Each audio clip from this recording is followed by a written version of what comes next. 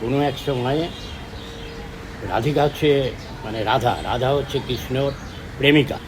এই এক সময় রাধা কৃষ্ণকে পুজো করছে বৃন্দাবনের কোনো একটা বনে কদম গাছের তলায়। তখন আয়ান ঘোষ হচ্ছে রাধিকার স্বামী। ওই আয়ান ঘোষ খেয়ে দিয়ে ঘরে ঘুমোচ্ছে।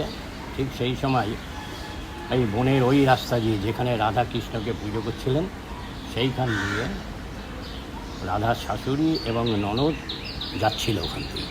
গিয়ে যাওয়ার সময় দেখে ওই বনে রাধা কৃষ্ণকে পুজো করছে। আয়ান ঘোষ সে কালী ভক্ত ছিল, ঘরে প্রতিষ্ঠিত কালী মন্দিরও আছে।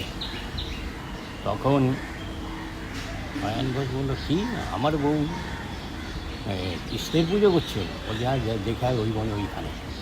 তখন ওই মায়ের হাত থেকে খাড়াটা হাতে তুলে নিয়ে বললো, যদি কৃষ্ণকে রাধা পুজো করে থাকে আজকে তাকে কেটে ফেলো, আজকে হচ্ছে তার শেষ দিন। ওই রাগে গজগজ করতে করতে রামদাও হাতে নিয়ে ওখানের দিকে ধাবমান হলো। তখন কৃষ্ণ তো অন্তর্যামী, ভগবানের উপরে ভগবান কেউ নেই, উনি তো জানেন যে এইটা আসছে, এই ঝড় হচ্ছে।